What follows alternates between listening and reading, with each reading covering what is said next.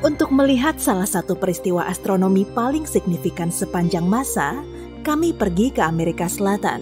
Di Gurun Atacama, Chili, kami menemukan teknologi paling canggih untuk observasi luar angkasa. Di sini, anggota Perhimpunan Astronomi Kerajaan mengamati selama 6 bulan saat lubang hitam menyerap sebuah bintang masif.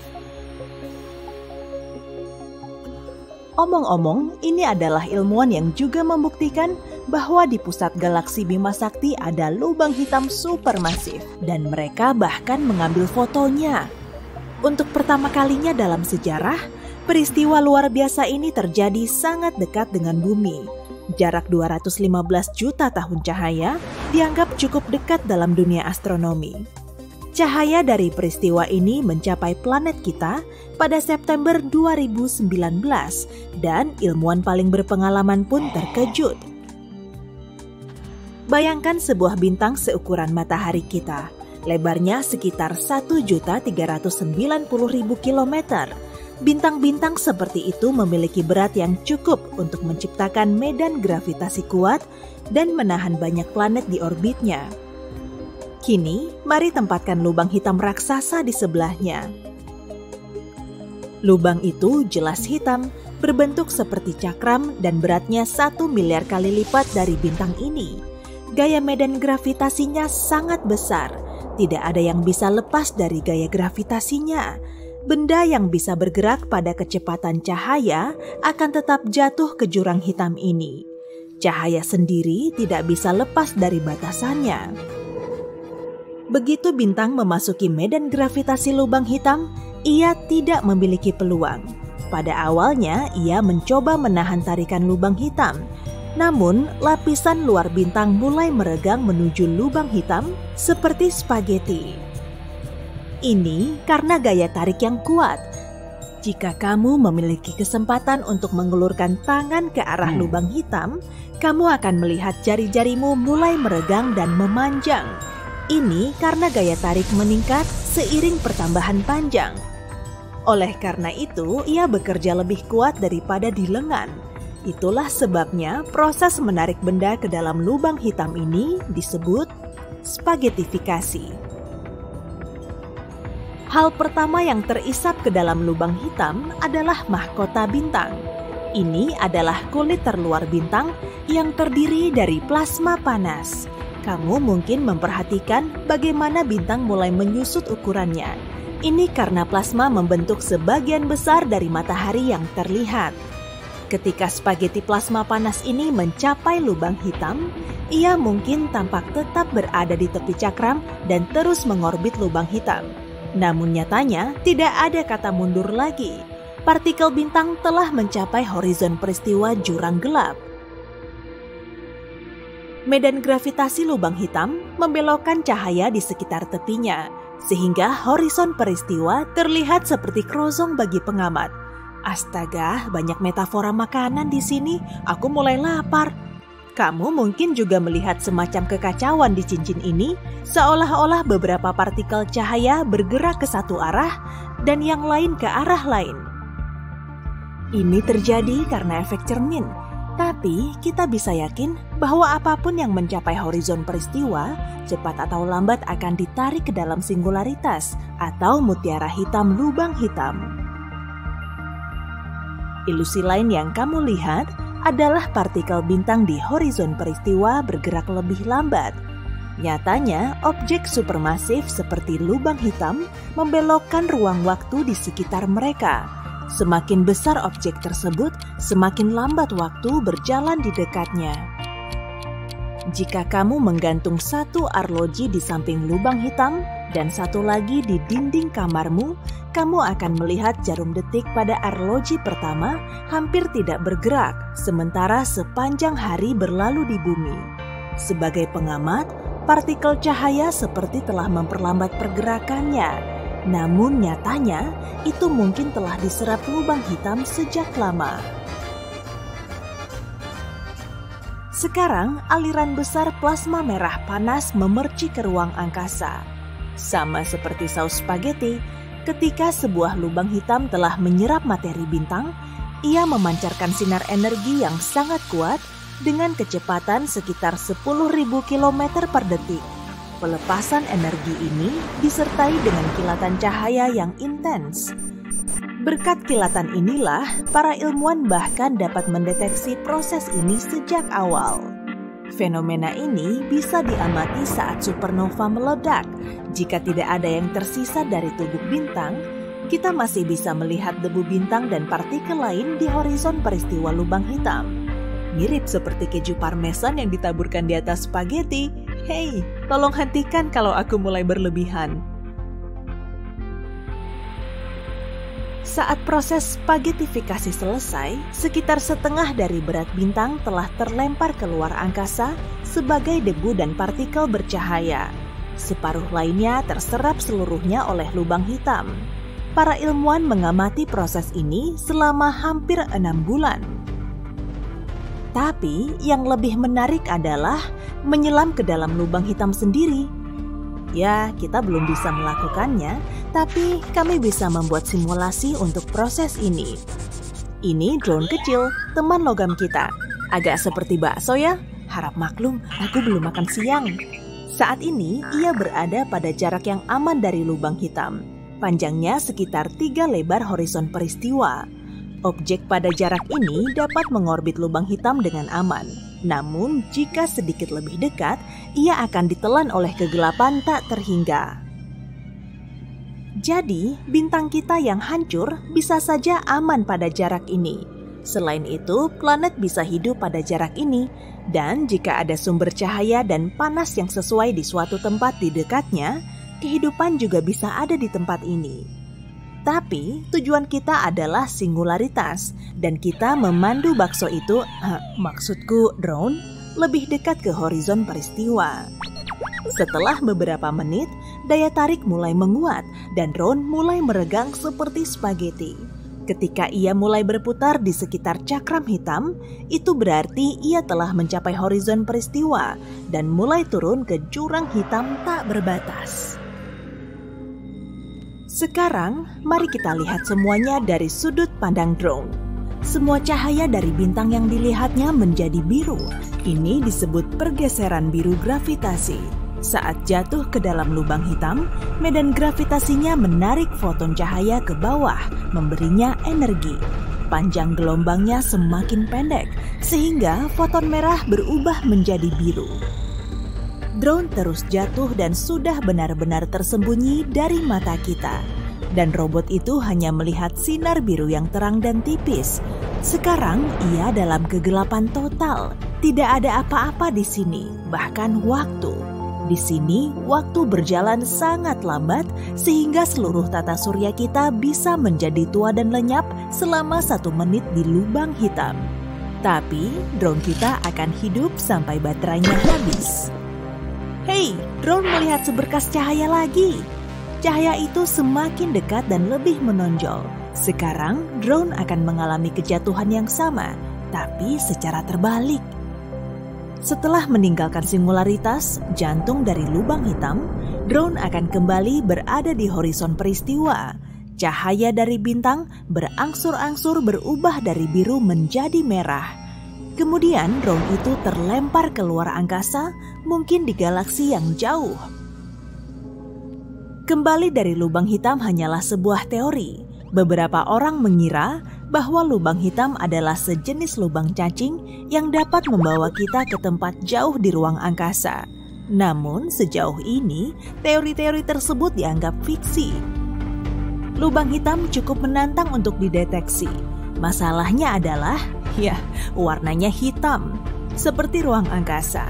Lubang hitam tidak memancarkan cahaya seperti bintang, jadi ia hanya dapat dideteksi oleh anomali gravitasi. Meski begitu, para ilmuwan yakin ada banyak lubang hitam di alam semesta kita. Lubang hitam lahir saat bintang masif runtuh karena beratnya sendiri.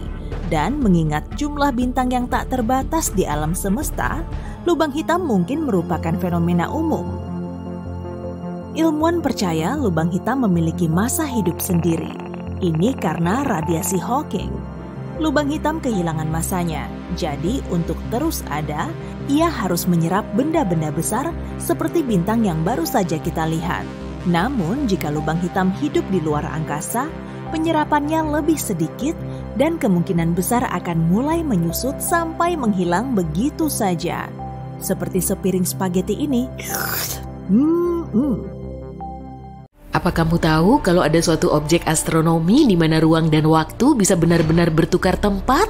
Gimana cara kerjanya ya? Dan apa persisnya arti bertukar tempat dan waktu? Yuk kita cari tahu.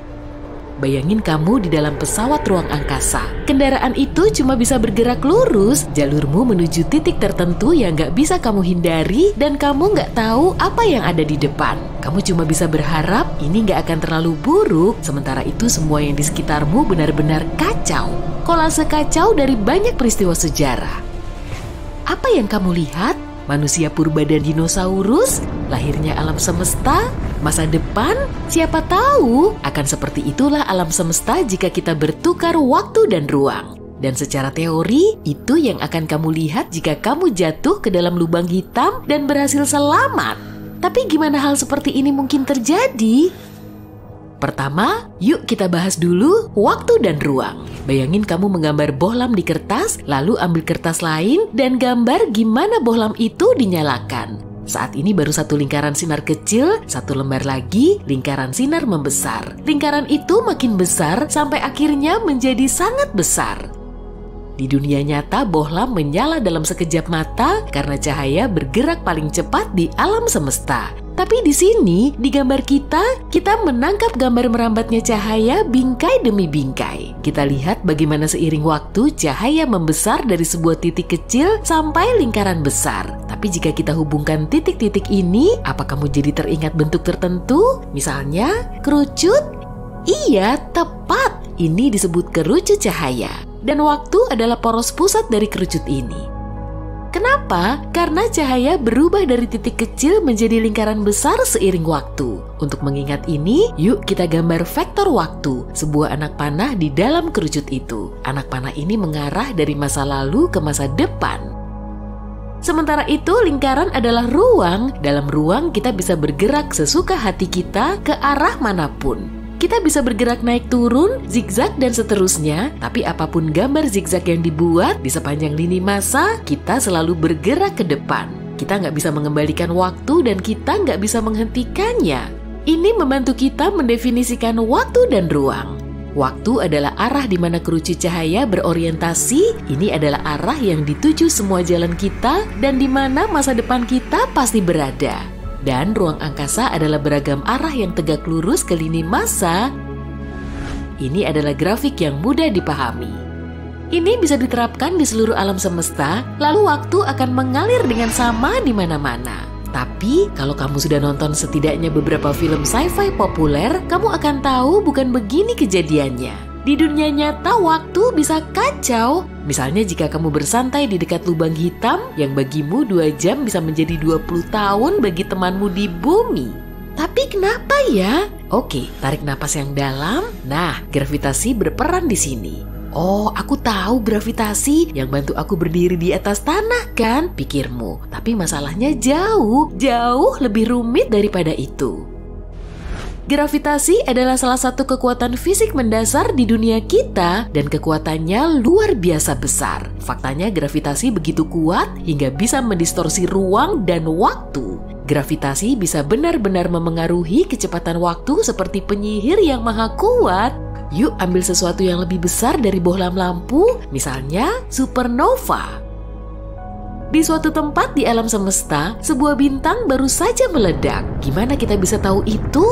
Gak ada sesuatu pun di alam semesta ini, entah itu bunyi, gelombang radio, atau apapun yang bergerak lebih cepat daripada cahaya.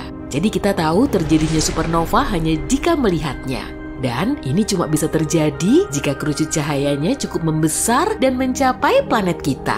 Jadi kerucut cahaya itu membesar dan makin besar, dan sejauh ini semuanya baik-baik aja. Akhirnya kerucut itu mencapai planet kita. Tapi ada kekurangannya nih. Kamu tahu kan, planet kita masif, sangat masif. Dan gravitasinya juga kuat sekali. Terus apa yang terjadi?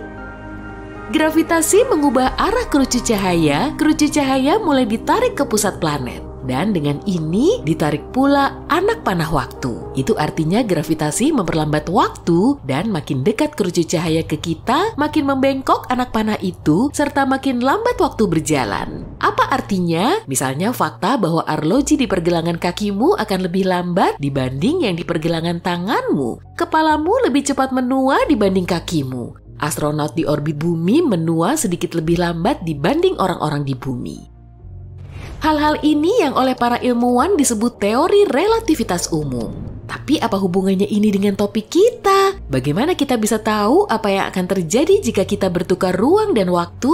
Jangan khawatir, kita hampir sampai kok. Sekarang bayangkan suatu tubuh kosmik yang memiliki kekuatan gravitasi luar biasa. Objek ini sangat membengkokkan waktu dan ruang hingga rasanya seperti tertukar. Ini lubang hitam mutlak menarik semuanya ke pusatnya, gak ada bintang, planet, atau cahaya yang bisa lolos dari sana. Katakan kerucut cahaya kita mendekati lubang hitam, pertama seperti biasa, waktu mulai membengkok ke arah pusat lubang hitam karena ditarik oleh gravitasinya. Tapi gravitasi itu sangat kuat, jadi waktu makin bengkok dan makin mendekati pusat, waktu berjalan makin lambat. Akhirnya kerucut cahaya itu melewati batas lubang hitam yang disebut horizon peristiwa. Pada titik ini kerucut cahaya menjadi begitu terdistorsi hingga sekarang benar-benar mengarah ke bawah. Bisa kita bilang kalau waktu sudah berubah arah. Waktu mengarah ke bawah? Omong kosong macam apa itu? Tanyamu. Akan lebih mudah kalau dijelaskan dengan contoh yang nyata ya. Bayangin kamu adalah astronot sinting yang memutuskan untuk terjun ke dalam lubang hitam. Dan ada pengamat di dalam pesawat ruang angkasa yang mengawasimu melakukan hal ini dengan alasan tertentu. Awalnya bagimu nggak terjadi suatu perubahan apapun, kamu melihat arlojimu, 5 menit telah berlalu dan semua baik-baik saja. Tapi bagi si pengamat, pertama-tama kamu akan jatuh ke dalam waktu yang sangat lama. Pengamat sudah duduk di sana selama 50 tahun dan kamu belum selesai jatuh. Semua itu karena waktu telah melambat. Yang kedua, karena ruang juga sudah terdistorsi di dekat lubang hitam dan pengamat akan melihat bagaimana kamu mulai teregang mirip spaghetti. Omong-omong ini istilah ilmiah loh, proses ini disebut spaghettification. Lalu akhirnya kamu menyeberangi horizon peristiwa dan pengamat nggak bisa melihatmu lagi. Cahaya nggak bisa lolos dari lubang hitam hingga citramu nggak akan mencapai pengamat meskipun kamu masih ada di dalam. Gimana dengan kamu? Apa jadinya kalau kamu selamat begitu saja? Ingat, anak panah waktu mengarah ke pusat lubang hitam. Apa artinya ya? Artinya sekarang pusat lubang hitam adalah masa depanmu. Pusat lubang hitam bukan tempat, tapi takdir yang gak bisa kamu ubah dan dari manapun asalmu, juga bagian lain alam semesta ini gak akan ada lagi bagimu. Karena sekarang itu bukan tempat, tapi kejadian dari masa lalu. Karena kamu gak bisa mengembalikan waktu, kamu gak akan pernah bisa kembali ke masa lalu. Tapi apa yang ada di sekelilingmu? Kekacauan total. Berkas-berkas cahaya sekarang bergerak ke segala arah, maju, mundur, dan seterusnya. Berkas-berkas itu menggambarkan peristiwa masa lalu, masa depan, masa sekarang, dan semua ini bergerak di sekitarmu. Kenyataannya ruang dan waktu nggak bertukar tempat, tapi rasanya seperti itu.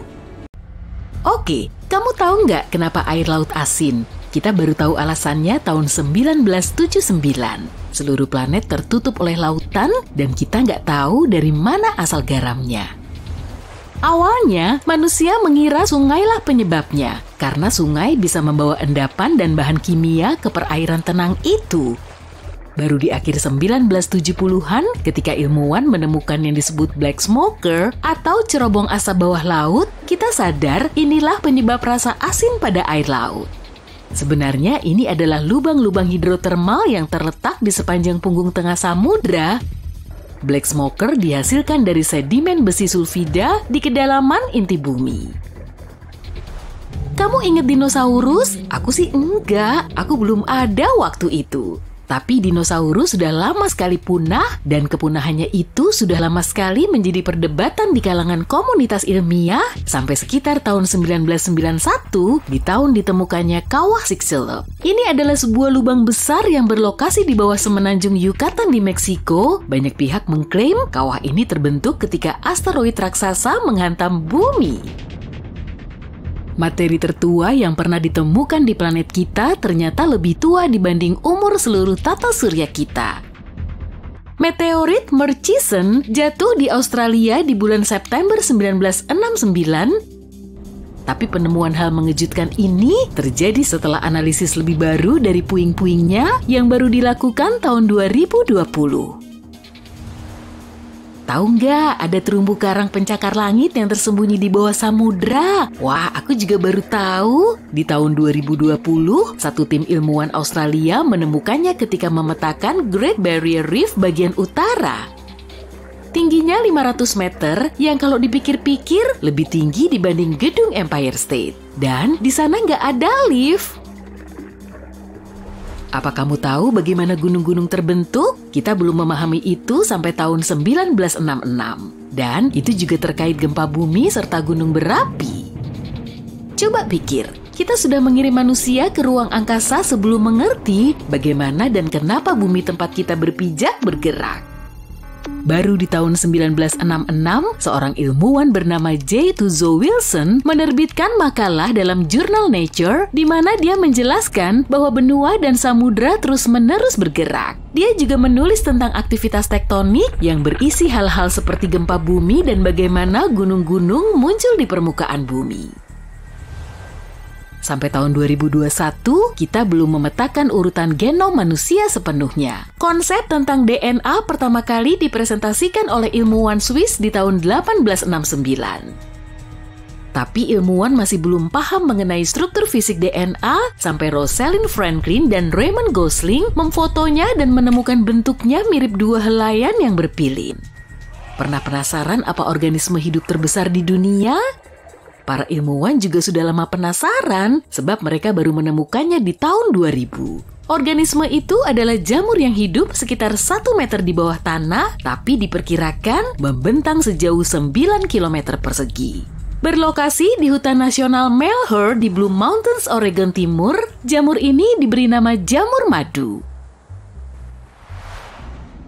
Sampai tahun 2002, kita belum tahu apa yang berada di pusat galaksi kita Bima Sakti. Kita tahu kita berotasi mengelilingi sesuatu, tapi dibutuhkan waktu sampai abad ke-21 untuk mengetahui bahwa ini adalah lubang hitam supermasif dengan massa 4 juta kali lebih besar dari matahari kita yang terletak di area Bima Sakti bernama bintang Sagittarius A.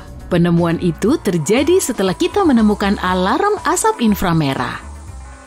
Hampir nggak kebayang deh kalau aku harus bepergian jarak jauh tanpa koper beroda, tapi koper ini belum ada sampai tahun 1970. Kalau dipikir-pikir, para astronaut yang pergi ke bulan harus benar-benar menggendong bawaan mereka di dalam pesawat antariksa dong ya. Permintaan paten untuk koper beroda Amerika Serikat dikabulkan tahun 1972, tapi terus terang, koper-koper beroda pertama belum begitu bisa diandalkan. Produk ini bermasalah, bergoyang-goyang dan jungkir balik sebab koper besar dipasang di atas bagian dasar beroda sempit. Jika kamu melihat foto-foto bintang film tahun 1940-an, akan tampak rambut mereka rapi dan disisir ke belakang. Tahu nggak, berdasarkan penemuan terkini, orang Mesir kuno pun memakai bahan pembentuk rambut. Tapi kalau kamu pikir mereka pakai gel rambut, kamu salah. Sebab gel rambut baru ditemukan tahun 1960-an. Yang dipakai orang untuk menata rambut di tahun 1940-an disebut Brylcreem yang kekentalannya lebih mirip lilin dan ditemukan di tahun 1929. Gel rambut seperti yang kita kenal sekarang muncul agak lebih lambat dan ditemukan oleh seorang pria bernama Louis Montoya. Produk ini segera menjadi tren sebab nggak terlalu berminyak seperti produk-produk sebelumnya. Oke, mari bahas tentang kamar kecil. Di masa Romawi kuno, orang memakai semacam, bukan alat pengusap, tapi itu berupa tongkat dengan spons di bagian atasnya. Lembaran kertas yang diberi pewangi dengan tujuan yang sama tampaknya telah tercatat di Cina di tahun 589 Masehi. Tapi di Amerika Serikat, medicated paper for the water closet atau kertas tisu untuk kloset air dipasarkan di tahun 1850-an. Varian tisu toilet lembut dan nyaman baru diperdagangkan di tahun 1930-an dengan bonus sama sekali bebas serpihan. Dan kurasa kita semua harus mengapresiasi ini. Yang ini mungkin terkesan gak begitu baru, tapi denger ya, penelitian modern mengungkapkan bahwa umur cincin Saturnus kurang dari 100 juta tahun atau lebih. Mungkin 100 juta tahun terkesan lama, tapi kalau ingat tata surya terbentuk sekitar 4,5 miliar tahun lalu, ini agak mengubah persepsimu kan? Ada spesies hiu di bumi yang telah hidup di perairan kita 4 kali lebih tua dibanding cincin Saturnus. Kita mengetahui ini dengan menggunakan data terkini tentang massa cincin Saturnus dan perbandingan debu dan airnya. Dengan makin banyaknya kita beralih ke e-commerce hari ini, sulit memandang supermarket tradisional sebagai penemuan revolusioner. Kita juga belum memiliki supermarket selama yang kamu kira. Apa kamu tahu bagaimana supermarket pertama muncul? Di tahun 1916, pemilik toko bernama Clarence Saunders butuh solusi agar pekerjaannya tidak terlalu merepotkan. Karena waktu itu, berbelanja berarti dia harus mengambil semua produk dari lorong dan bahkan mengantarkannya kepada pembeli. Maka dia berpikir tentang tata letak toko baru dengan tempat masuk pintu putar. Orang bisa melihat-lihat toko dalam satu arah dan dia juga memastikan mereka melewati semua produk yang tersedia. Pembeli bisa memilih barang sendiri dan harus membawa pulang belanjaan mereka. Pemilik toko itu bisa menurunkan harga dengan efisiensi yang meningkat karena bisnisnya butuh lebih sedikit orang. Apa kamu tahu kalau di Amerika Serikat masih ada negara bagian di mana memakai sabuk pengaman gak diwajibkan? Secara historis, memakai sabuk pengaman bersifat sukarela, tapi masyarakat tetaplah masyarakat dan keselamatan harus ditegakkan. New York adalah negara bagian pertama yang mengesahkan undang-undang yang mengharuskan pemakaian sabuk pengaman saat berkendara, tapi baru sejak tanggal 1 Desember 1984. Tetap saja, sampai saat ini di New Hampshire belum ada undang-undang tentang hal ini. Alat pembuka kaleng modern dengan roda berputar pertama kali diperkenalkan ke pasar tahun 1870. Mungkin itu nggak luar biasa, tapi kayaknya aneh mengingat saat itu makanan kaleng sudah tersedia selama beberapa dekade. Sebelum penemuan ini, kita biasanya membolongi bagian atas kaleng di dekat tepi luar dengan tatah dan palu. Kamu jadi bisa dapat makanan sekaligus olahraga. Apa kamu tahu bahwa standar waktu baru disahkan secara hukum di tahun 1880? Sistem yang sekarang kita pakai, GMT atau Greenwich Mean Time, bahkan lebih lambat menjadi praktik umum di kebanyakan negara, yaitu sekitar akhir tahun 1920-an. Kita biasa memperkirakan jam dengan melihat posisi matahari di langit. Lalu, kita berevolusi dengan menggunakan jam, tapi jam juga masih tergantung pada posisi matahari di kota atau desa tertentu. Itu berarti, waktu bisa agak berbeda antara dua masyarakat yang bertetangga. Dan bagi kita ini bukan masalah besar sampai ditemukannya kereta api. Ketika mulai bepergian lebih cepat dan menempuh jarak yang lebih jauh, kita harus menemukan cara untuk tahu kapan sebuah kereta akan berangkat dan sampai di tempat tujuan tertentu. Ini bisa membantu semua musafir di berbagai lokasi dan memang ini masalah waktu.